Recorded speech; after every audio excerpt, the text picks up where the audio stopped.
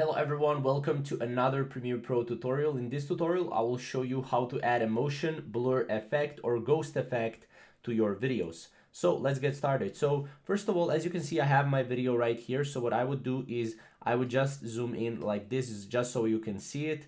Hit Alt and left click and just drag it up right here. So you will create a copy of your video.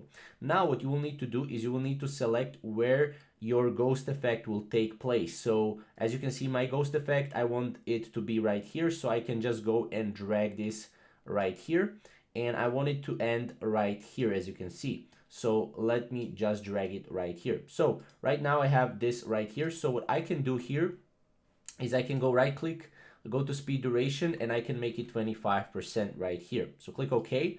Okay, once I made this 25%, what I can do is I can go to effect controls and I can go and hit opacity with 50, right? Now, as you can see, we already created a ghost effect right here, as you can see, right? And you can play around with the speed and stuff like that, right? But let's say I want to do it like this, right? And I want it to end right here, so I can just cut it here, right? So this is basically how it will look like, right?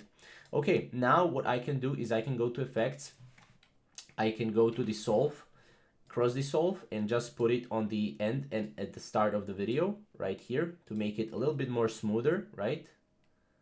As you can see. And what I can also do is I can go and hit Gaussian blur, right? So just type in blur and then Gaussian blur here.